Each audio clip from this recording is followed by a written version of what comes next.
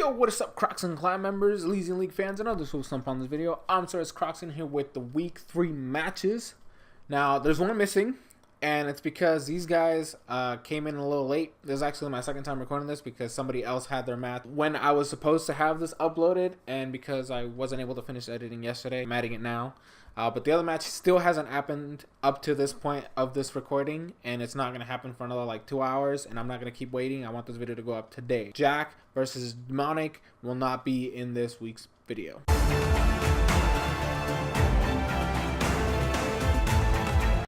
First off, in the Rainbow Rocket Conference, we have Zhu versus Zach. Now, I was off by 1 again. He got a 3-0 instead of a 2-0. I predicted a 2-0, but he got a 3-0. That's how it works.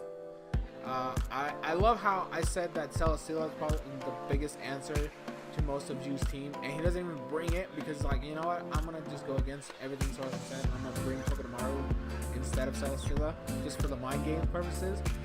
I mean, she brought the Monsor, you know, she has the Entei, she has the Jolteon, and he still brought the things that dealt with those things, which is hilarious. I hate him for it. It was a tough matchup for her. I think she let her spinner die, which I don't know if that was a good thing. I also told her not to bring the Whimsicott, and she still brought it. I don't know why. It's actually a very bad option for her to bring this week, but it's just a matter of she needs to start getting used to her team, and I feel like she's still getting her foot in the door in terms of competitive battling. I still think she can pull off some victories, some major victories in the future. I think she just needs a little bit of help here. Cupchu, come on, what are you doing? She's your girl and you're just letting her die like this? Come on, man.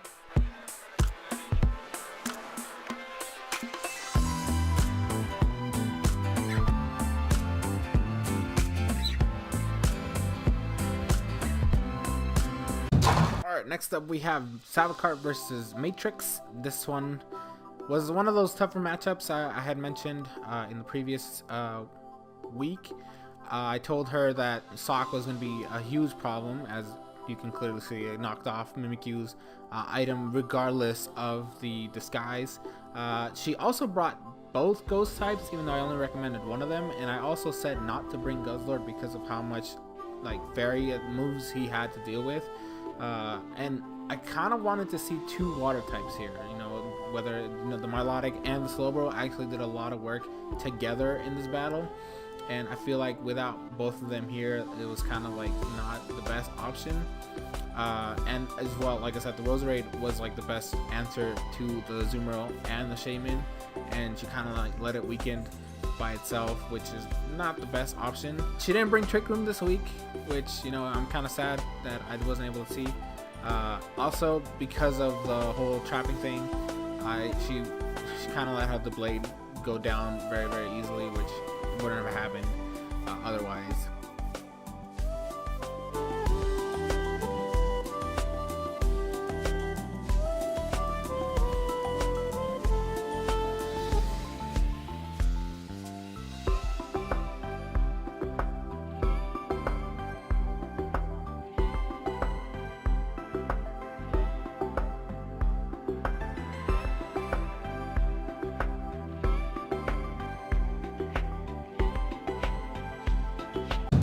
Next up, we have Yoda versus Cupchu. Now, I was wrong on this one.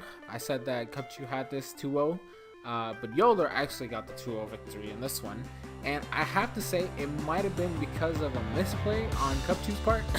He had a chance to set up his Halucha at the end there, but according to what we saw afterwards, he actually had the wrong set on it. So it wasn't, I thought it was a 50-50 because Yoda had counter on his Blastoise. So I was like, okay, so if he attacks and, you know, takes out the Blastoise, then he can counter and kill the Halucha, or he sets up and risks Blastoise hitting him with like a Scald or something like that.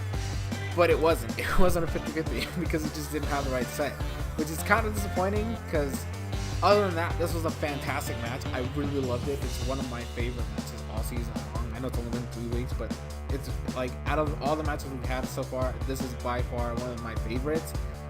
It was just crazy that it came down to not having the right moves on it.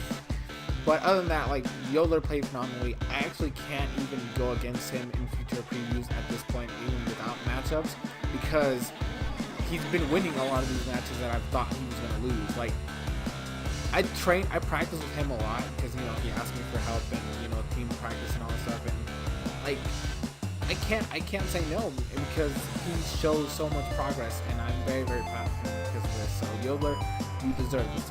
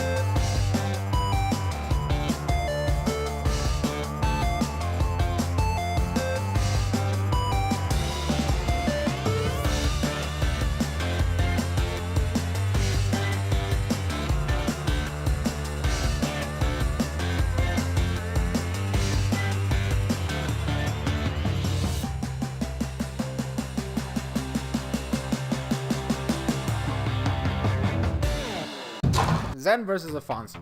Okay, he didn't even bring Magirna. What? So I tell him, hey, Magirna is broken, and he just doesn't bring it at all because he just does not care. He doesn't listen to me. But I just want to say, I love the fact that he made Kamala work. He put that Kamala to work. This man was yawning on everybody. Everybody's gonna go to sleep. Obviously, we have sleep Kamala, so he can't actually do that. But it's the fact that he forced him to constantly switch out because he was putting everything in a drowsy state, so anything could have fallen asleep at any moment in time. Also, I did say Zard X is a very, very dangerous mon, and then Alfonso brings like 5 mons that are weak to it. What? Why would you do that? Also, this part right here, I love the exchange of the weakness berries. Ice for ground, bruh. That's crazy. But it was a great match on both ends. Zen finally proving his mettle as a very, very strong battler. Keep looking forward to him in the future.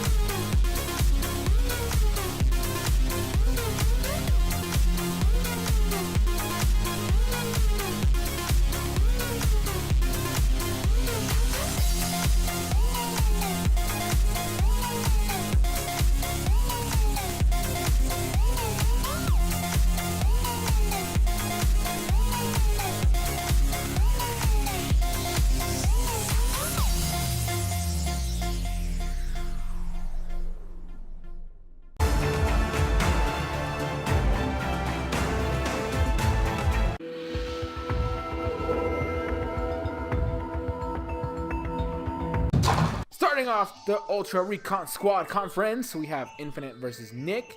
Now, I said Infinite was going to get a 3-0, but he actually got a 2-0. Because Nick brought Trick Room. It was late game Trick Room, but he brought Trick Room. Okay, I'm very, very happy about that. One thing I'm still not happy with, I don't know why he does this, okay?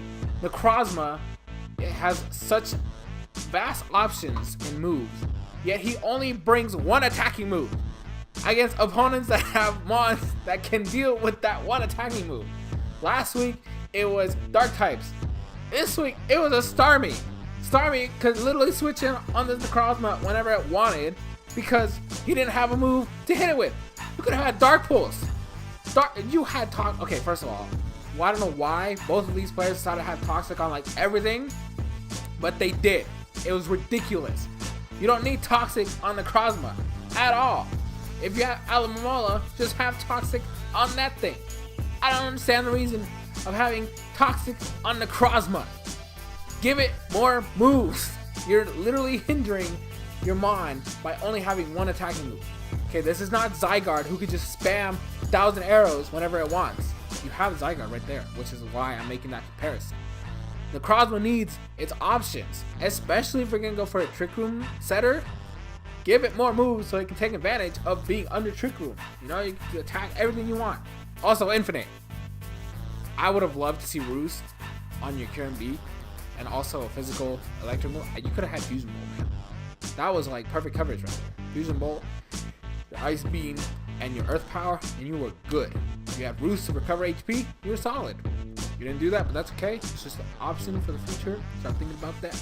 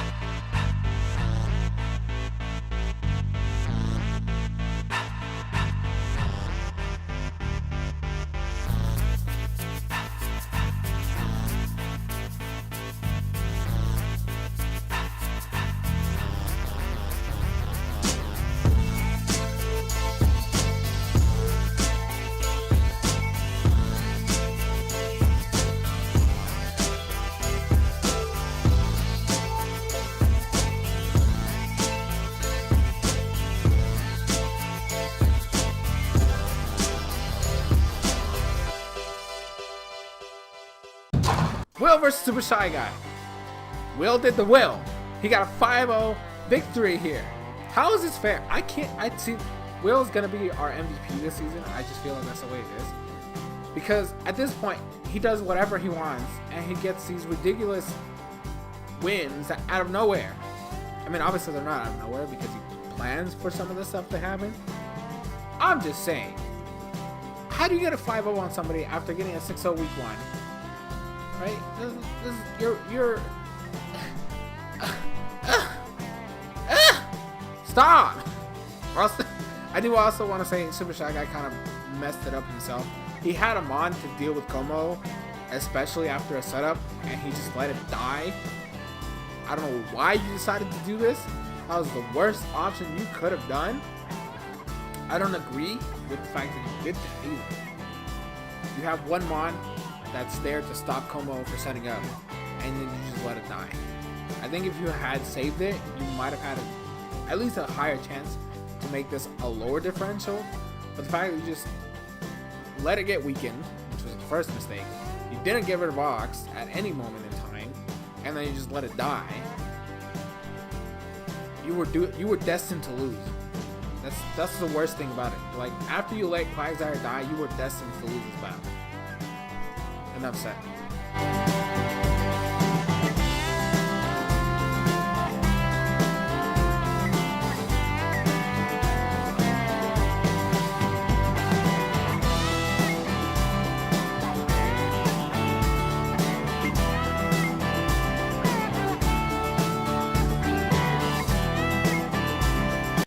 This is the match that didn't happen, so obviously I can't say whether I was right or I was wrong. All I know is Jack got hacked by real life this week. There was a huge miscommunication on both ends here, which is why the match hasn't happened yet. EAG versus Nox, the 100, almost 100 turn battle.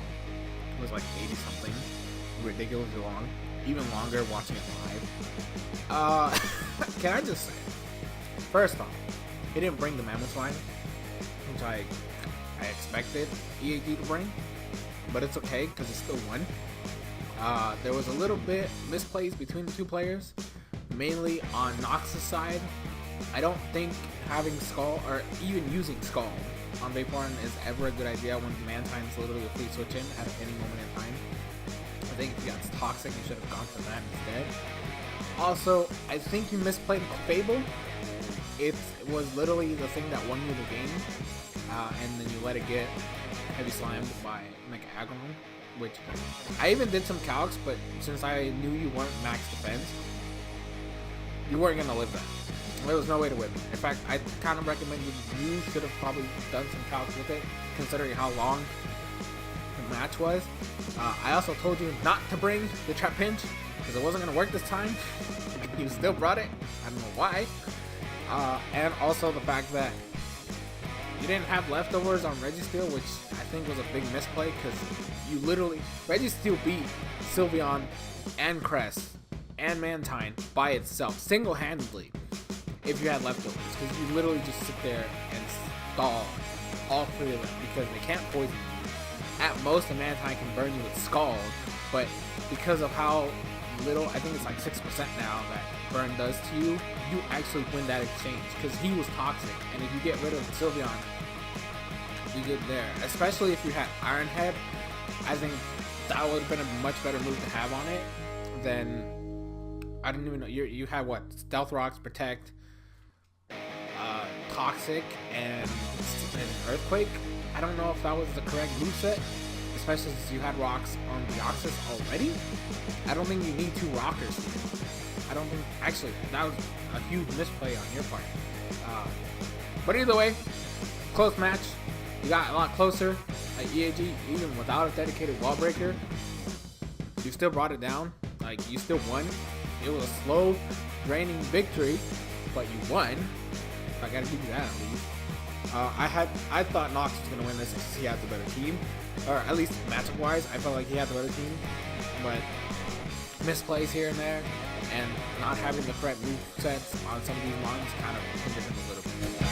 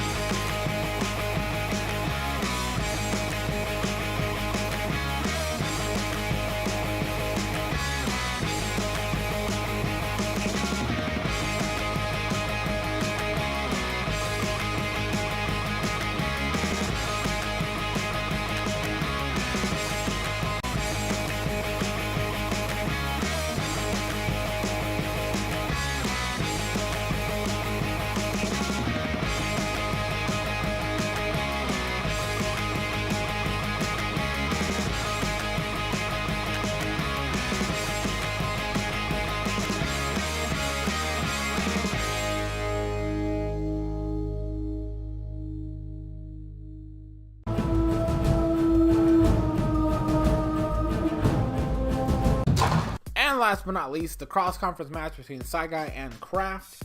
This was the world's haxiest battle of all time.